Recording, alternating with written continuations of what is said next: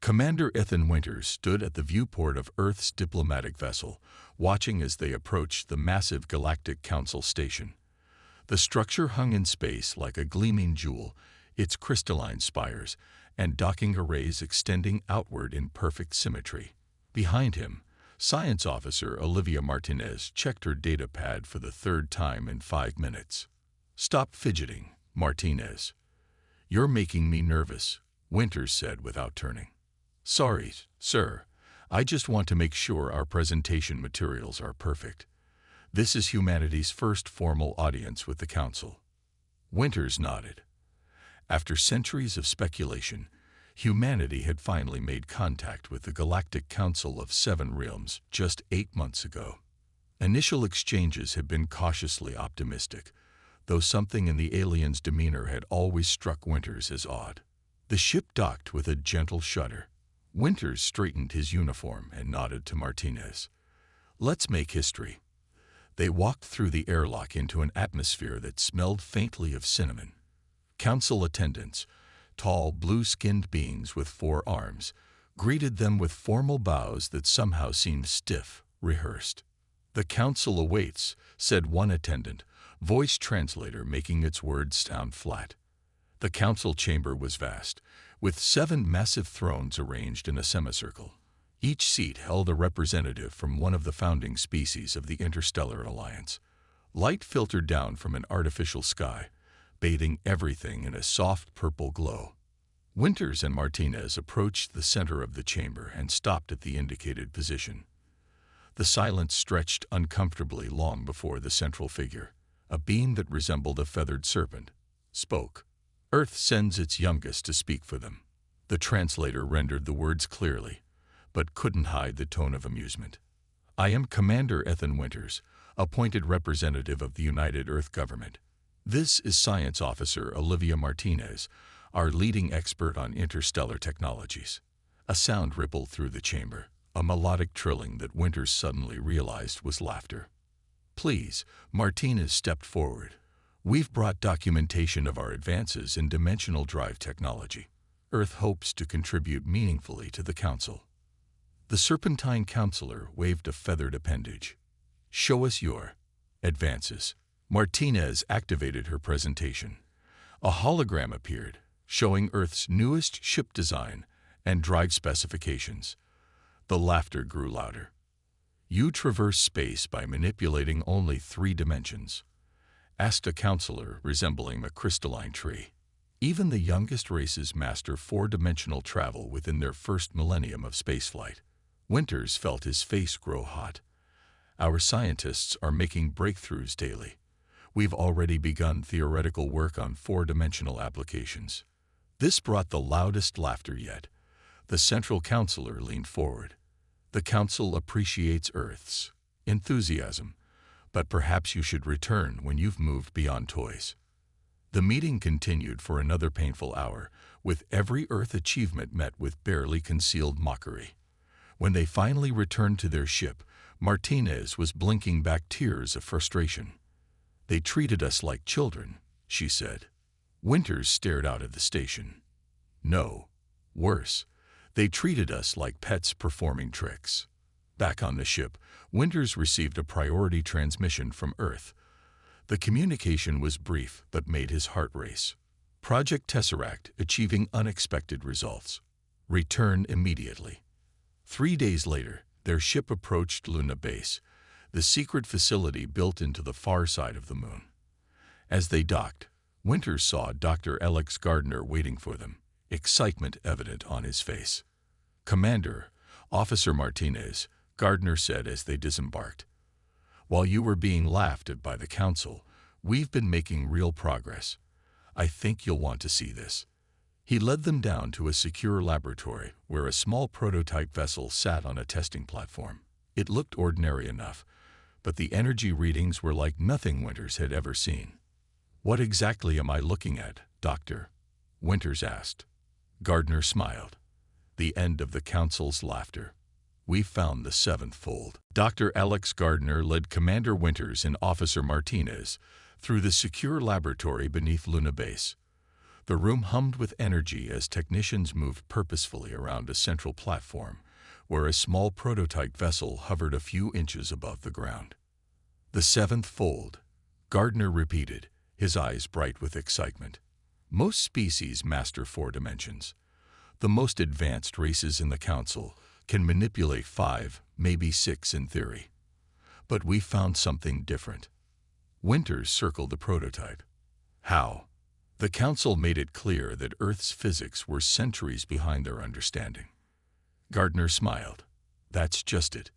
We didn't follow their path. Earth physics took its own direction.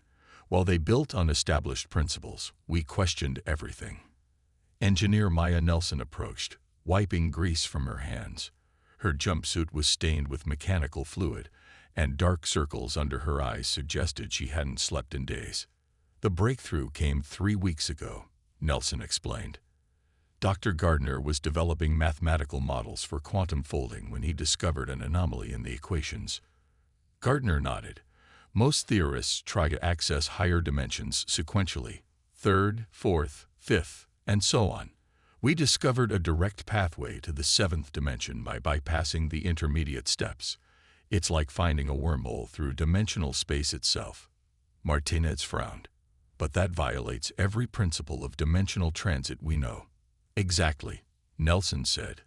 "That's why no one else found it. The Council races are too bound by their established knowledge." Gardner guided them to a control room overlooking the test chamber. "Watch this." He signaled to the technicians. The prototype, a vessel barely large enough for 2 pilots, began to glow with a strange blue light. Instruments throughout the lab flickered. "What you're seeing is a controlled 7th dimensional field," Gardner explained. "The vessel isn't just moving through space, it's partially existing outside conventional reality." As they watched, the prototype seemed to blur, becoming indistinct. For a brief moment, it appeared to be in multiple places simultaneously. 3 weeks ago, during our first test, something unexpected happened," Nelson said quietly. "The field expanded beyond our predictions. For 2.3 seconds, the prototype existed in 7 dimensions at once." Gardner pulled up footage on a nearby screen. The recording showed the prototype suddenly vanishing, then reappearing as technicians rushed around in panic. "Where did it go?" Winters asked. "Everywhere and nowhere," Gardner answered. "It existed across multiple planes of reality simultaneously. When we stabilized the field, it returned to our dimension." Martinez gasped. "That's impossible." "We've replicated the effect 6 times now," Nelson said. "We're calling the vessel Audacity because, well, it's an audacious approach." Winters stared at the prototype. "Can it be weaponized?" Gardner and Nelson exchanged glances. "Theoretically," Gardner said carefully, "a vessel operating in the 7th dimension could interact with normal space in ways we're only beginning to understand. It could bypass any known shield or defense. What we don't know," Nelson added, "is whether anyone was watching during our tests." Gardner nodded grimly. 2 days after our first successful test, our long-range sensors detected unusual energy signatures near Neptune. They disappeared before we could identify them. "Alien scouts?" Winters asked. "Possibly," Gardner confirmed. "But not Council vessels. Their signature would be recognizable." Winters frowned. "How long until we have a full-sized vessel ready?" "The Audacity is already being scaled up," Nelson said. "We could have a functional ship within 3 months." "Make it 2, Winters replied. "I have a feeling we might need it sooner than we think." As if confirming his words, an alarm sounded. A technician rushed in with a data pad. "Sir, we've detected multiple unidentified objects entering the solar system. They're not broadcasting Council identification codes." Commander Winters stood before the Galactic Council once more, but this time without the awe he had felt on his first visit. The massive chamber still gleamed with alien technology, but now he saw past the spectacle to the arrogance beneath. "Honored Council," he began, forcing respect into his voice, "Earth brings evidence of voidborn activity in our sector. We formally request protection under Article 7 of the Galactic Charter. The Serpentine Council leader flicked its tongue dismissively. Your evidence, Commander Winters. Please enlighten us. Winters nodded to Martinez, who activated a holographic display showing dark, angular ships moving at the edge of Earth's solar system. These vessels match no known configuration in Council records, Winters explained. Their energy signatures contain the same radiation decay patterns as those found in systems attacked by the Voidborn.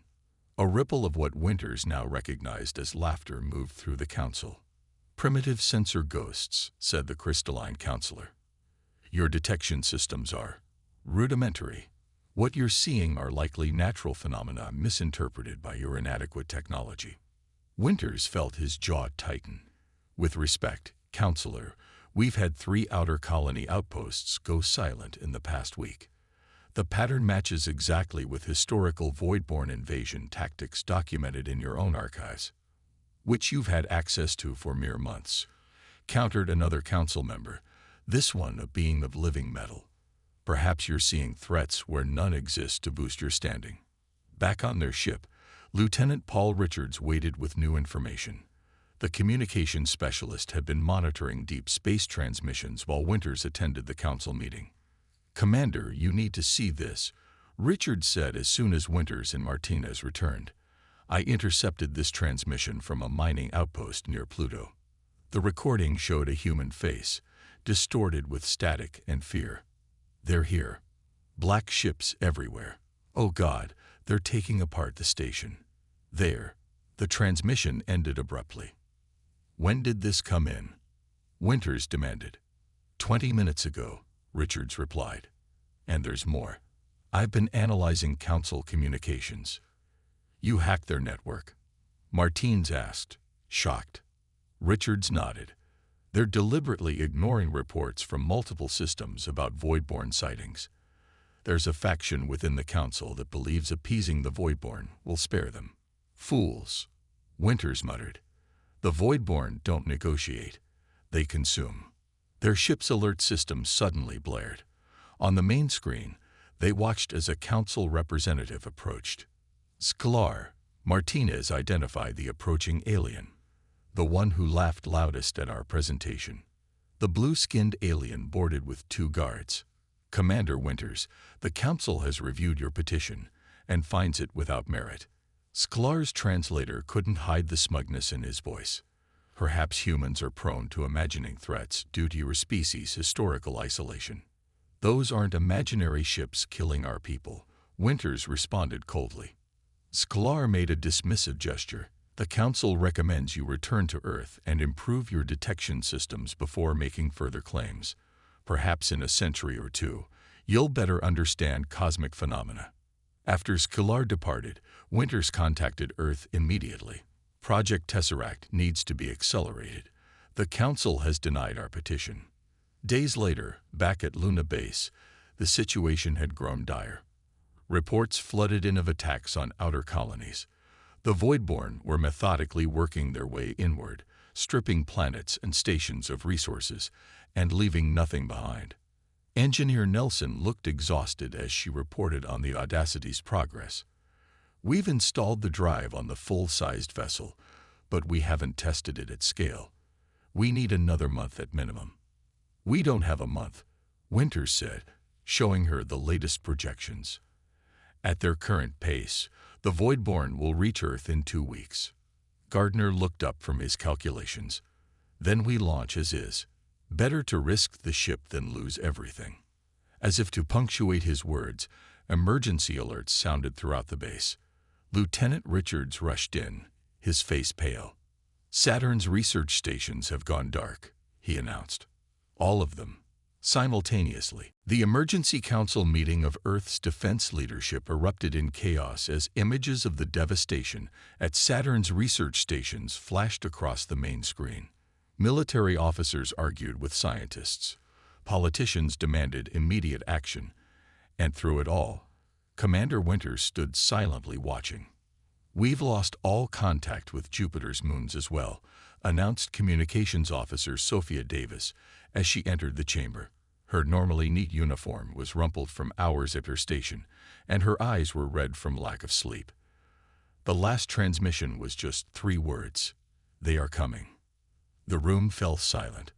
General Wilson, Earth's highest-ranking military officer, turned to Winters.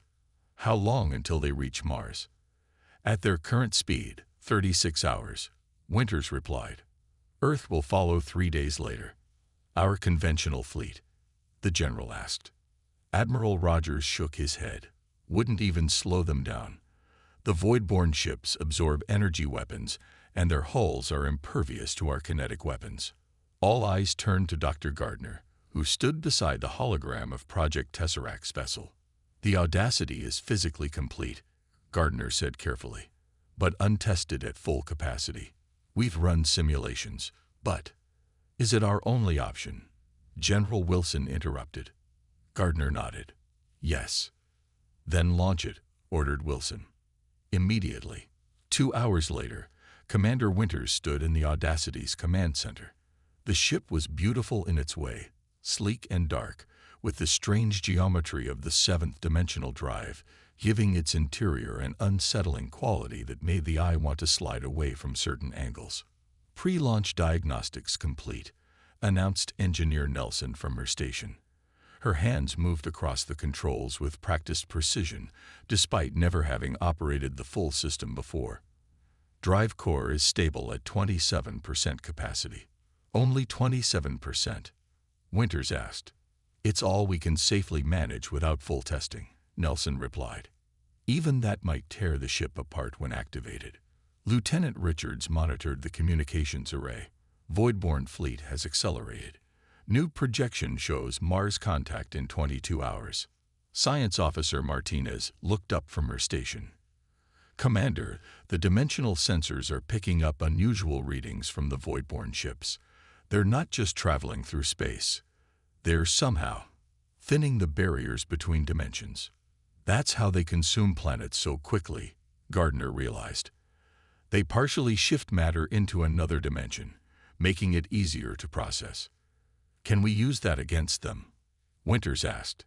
Gardner and Nelson exchanged glances. "Theoretically," Gardner said, "the 7th dimension intersects with whatever they're using. If we can disrupt their dimensional manipulation, it could neutralize their advantage," Nelson finished. Communications Officer Davis entered the bridge. "All stations report ready, Commander. Luna Base has cleared us for immediate launch." Winters looked at his assembled crew. The best minds Earth had to offer. Now its last hope. "Each of you volunteered knowing this might be a one-way mission. I won't sugarcoat our chances. The Audacity is untested. We don't know if the dimensional drive will work as designed, or if it will tear us apart when activated." He paused, meeting each person's eyes. "What we do know is that without action, Earth falls. The Voidborn have destroyed every world they've encountered. We won't be an exception unless we make one." Gardner nodded. "The equations are sound. The theory will hold." Nelson gripped her console. "And my engineering will hold this ship together." "Then we have work to do," Winters said. "Secure for launch." As the Audacity lifted from Luna Base, Communications Officer Davis reported, "Message from Earth Command. All our hopes go with you. Tell them we won't return until the job is done." Winters replied. The ship accelerated toward the outer solar system, leaving Earth behind. On the main screen, they could see the approaching Voidborne fleet, dozens of black angular ships that seemed to absorb the light around them. "Time to intercept?" Winters asked. "At current speed, we'll meet them near Neptune's orbit in 6 hours," Richards reported. Gardner looked up from his calculations. "That's where we'll make our stand." Winters nodded. "Prepare the 7th dimensional drive. When we meet them, we show them what humanity is truly capable of." The Audacity approached Neptune's orbit, its conventional engines pushing the vessel to maximum speed. On the bridge, tension tightened every face as the massive blue planet grew larger on their view screens. Beyond it, the darkness of space seemed to warp and distort where the Voidborne fleet approached. Visual contact in 30 seconds, Lieutenant Richards announced, his voice steady despite the fear everyone felt. Commander Winters stood at the center of the bridge, hands clasped behind his back. Officer Davis, open a channel to all Earth forces. They should witness this, whatever happens. Channel open, Commander. This is Audacity. We are engaging the Voidborn Vanguard near Neptune. If we fail, you're humanity's last line of defense. Stand ready. As the transmission ended, the first Voidborn ships came into view. They resembled enormous black spindles, their surfaces seeming to bend light around them. Each was at least 5 times the size of the Audacity. 7 vessels detected, Martins reported. Energy readings off the charts. They're consuming Neptune's upper atmosphere as they pass. Winters turned to Gardner. Doctor, it's time. Gardner nodded and moved to the dimensional control console, initiating 7th dimensional drive at 27% capacity. Everyone brace for transition. The ship's lights dimmed as power redirected to the drive. A low hum built throughout the vessel, rising in pitch until it passed beyond human hearing. Those on the bridge felt their skin tingle. Then a wave of disorientation hit them as reality itself seemed to shift. Status. Winters managed to ask through gritted teeth. Nelson checked her readings, eyes widening. The drive is stable. We're successfully manifesting in the 7th dimension while maintaining presence in normal space. On the view screen, the world looked different. The Voidborn ships now appeared surrounded by a strange gray aura, and tendrils of energy could be seen extending from them toward Neptune. Those energy tendrils, Martins said excitedly, they're the dimensional tools they use to harvest matter. We can see them now. Weapons Officer Bennett, Winters called. What are our options? Kyle Bennett, a quiet man who had barely spoken during the journey, studied his console with intense focus. Sir, our conventional weapons are useless against them, but... He paused, making rapid calculations. I think I can modify our phase cannons to operate across dimensional boundaries. Do it, ordered Winters. As Bennett worked, the Voidborn noticed them. 2 of the massive vessels broke formation and moved toward the Audacity with frightening speed. They've detected our dimensional signature, Gardner warned. They know we're not using standard technology. Bennett looked up. Phase cannons modified. Targeting the lid vessel now. Fire, Winters commanded. The Audacity's weapons released beams that seemed to flicker in and out of existence. Where they struck the lid Voidborn ship, reality itself appeared to crack. The massive vessel shuddered, its dimensional tendrils snapping back like broken rubber bands. Direct hit, Bennett reported. Their dimensional harvesting system is disrupted. The Voidborn ship began to spin, its surface rippling as though struggling to maintain cohesion. Suddenly, it collapsed in on itself, imploding into a singularity that vanished a moment later. Stunned silence fell over the bridge. What just happened? Winters asked. Gardner stared at his readings in astonishment. The 7th dimensional field interfered with their harvesting technology. When our weapons disrupted their control systems, they couldn't stabilize their dimensional manipulation. They were consumed by their own technology. The 2nd Voidborn vessel halted its approach. After a moment, it turned and retreated to rejoin its fleet. They're scared, Martins whispered in disbelief. Nelson's console suddenly lit up with alerts. Commander, the dimensional drive is exceeding safety parameters. Power output increasing to 40% without command. Shut it down, Winters ordered. I can't, Nelson replied, her hands moving frantically over the controls. It's as if the drive is responding to the Voidborn presence. It's evolving. As the drive's power increased, the bridge crew watched in amazement as the Audacity began to exist in multiple places simultaneously. Overlapping images of the ship appeared around the Voidborn fleet, each projection as solid and real as the original. We're manifesting across probable realities, Gardner breathed. The 7th dimension allows us to exist in multiple states at once. Bennett understood immediately. Permission to fire all weapons from all manifestations, sir. Winters nodded.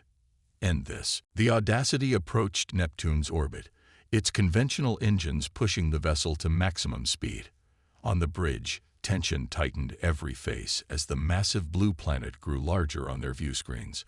Beyond the Galactic Council chamber erupted in chaos as monitors displayed the impossible battle unfolding near Neptune. Council members abandoned their usual decorum, crowding around displays and shouting questions at technicians. "How is this possible?" demanded the Serpentine leader, scales flaring with agitation. "That primitive vessel is manifesting in multiple dimensional planes simultaneously." A technician adjusted the display, revealing the Audacity existing in multiple positions at once, each manifestation as solid and real as the original. 5 void-born ships now surrounded it, yet seemed unable to land a decisive blow as the human vessel shifted between realities faster than they could track. "The humans have somehow mastered 7th-dimensional physics," reported a science advisor, mandibles clicking nervously. "They're not just traveling through dimensions, they're manipulating causality itself." Aboard the Audacity, Commander Winters gripped his chair as the ship shuddered around him. The bridge lights flickered as power surged through systems never designed to handle such energies. "Dimensional drive at 63% and climbing," Engineer Nelson reported, her voice tight with concentration. "The field is expanding beyond the ship. We're creating a dimensional corridor." "Can you stabilize it?" Winters asked. Nelson shook her head. "I'm not controlling it anymore, sir. The drive has entered a feedback loop with the Voidborn technology. They're trying to counter our dimensional shifts, but each attempt just makes our drive more powerful." On the tactical display, Officer Bennett tracked the remaining Voidborn vessels. 3 more signatures just imploded after attempting to match our dimensional frequency. The others are retreating toward Uranus. "Pursue them," Winters ordered. "We can't let any escape to report back."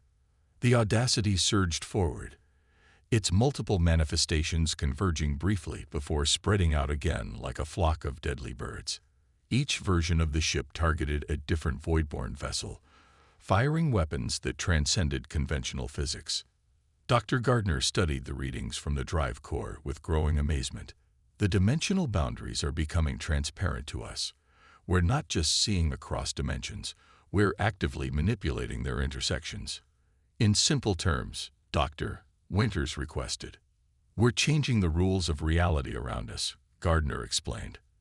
"The Voidborn use 5th-dimensional manipulation to consume matter.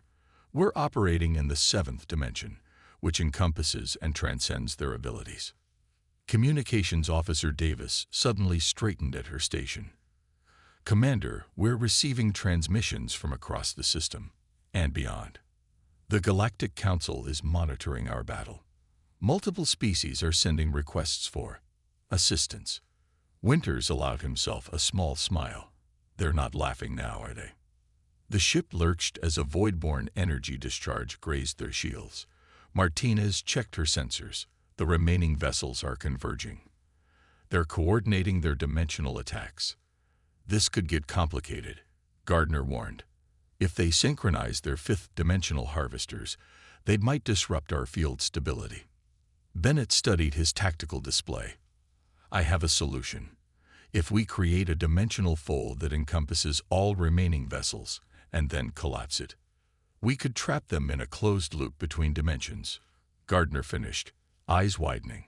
"Brilliant but dangerous. We'd need to precisely calculate the fold points." "How long?" Winters asked. "Minutes," Gardner replied. "But we need to keep them contained while I work."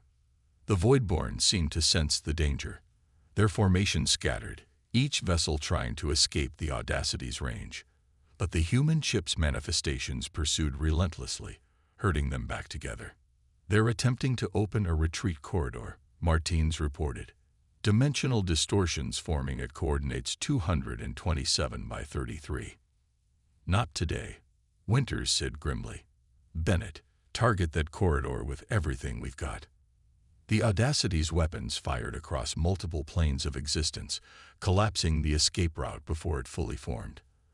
The void-born ships, now trapped, turned to fight. Calculations complete, Gardner announced, transferring to tactical. Bennett received the data and nodded. Dimensional fold points locked. Initiating collapse on your command. The Galactic Council chamber had changed. Where once 7 thrones had dominated the space in an arrangement that placed visitors at a lower level, now a circular table stood with 8 equal positions. Commander Ethan Winters, now Ambassador Winters, took his seat at the position marked with Earth's new emblem. A traditional globe now wrapped in the distinctive spiral pattern of 7th-dimensional mathematics. The Council recognizes Earth as a full member of the Galactic Alliance, announced the Serpentine Counselor, whose tone now carried respect instead of mockery, with all rights, privileges, and responsibilities thereof. 3 months had passed since the battle at Neptune. The Audacity's dimensional fold had eliminated the Voidborn advance fleet, but reports from distant systems confirmed that more existed beyond the known galaxy. The threat had only been delayed, not defeated. Earth accepts its position with humility and determination. Winters responded, using the formal phrasing that Officer Davis had prepared. We face common dangers that require unified response. After the ceremony, Winters met with Dr. Gardner and Engineer Nelson in a private chamber. Both scientists now wore the highest honors the Council could bestow, medallions that shifted through impossible colors as light played across their surfaces. How goes the fleet expansion? Winters asked. Gardner smiled. 6 new vessels with 7th-dimensional drives are nearing completion. The Council engineers are quick learners, though they're still struggling with some of the mathematical concepts. They keep trying to approach it sequentially, Nelson added with a small laugh. Old habits die hard, even for beings who've mastered 5 dimensions. And the defensive grid? Winters asked. Being deployed throughout Council space, Gardner replied. Once complete, no Voidborn fleet will be able to enter major systems without triggering dimensional disruption fields. A soft chime announced another visitor. The door slid open to reveal Council Representatives Kalar, the same blue-skinned alien who had once laughed at Earth's primitive technology. Now he bowed deeply as he entered. Ambassador Winters, honored innovators, he greeted them. The Defensive Council requests your presence. Several outer systems have reported dimensional anomalies that may indicate Voidborn activity beyond the Cygnus arm. Winters nodded. We'll be there shortly. After Skillar left, Nelson allowed herself a small smile. Remember when he could barely contain his laughter during our first presentation? Hard to forget, Winters replied. Though I prefer the current relationship. Necessity makes for strange alliances, Gardner observed. They needed us more than they knew. The 3 humans walked through corridors that now featured Earth art and literature alongside works from other Council species. In just 3 months, human culture had spread throughout Council space, embraced with the same enthusiasm once reserved for mockery. In the Defensive Council chamber, Lieutenant Richards and Officer Davis were already reviewing data with representatives from other species. The former communications team members had become Earth's leading experts on interpreting dimensional disturbances. The patterns suggest a larger force gathering, Richards explained, pointing to fluctuations in the display. Perhaps 3 times what we encountered at Neptune. Can the Audacity handle such numbers? Asked a crystalline counselor. Officer Davis nodded confidently. The Audacity is no longer alone. Earth's second 7th-dimensional vessel, the Defiance, completed successful trials yesterday. 3 more will launch next month, and each carries improvements based on what we learned during the Neptune encounter, added Officer Bennett, who had been promoted to Weapons Development Chief following the battle. The gathered representatives murmured with approval and relief. Winters felt a surge of pride as he watched his team, once ridiculed as primitives, now leading the galaxy's defense efforts. Later, standing alone at a viewport overlooking the vast Council station, Winters reflected on how quickly everything had changed. A Council aide approached, interrupting his thoughts. Ambassador, a message from Earth, the aide said, offering a datapad. The message was brief. Project Infinity approved. Proceed with eighth-dimensional research. Winters smiled. Humanity had only begun to explore its potential. The galaxy had stopped laughing, yes, but soon they might have new reasons for astonishment. As if reading his thoughts, Dr. Gardner joined him at the viewport. They used to laugh because they couldn't imagine anything beyond their understanding. Gardner said quietly, "Now they follow us into the unknown."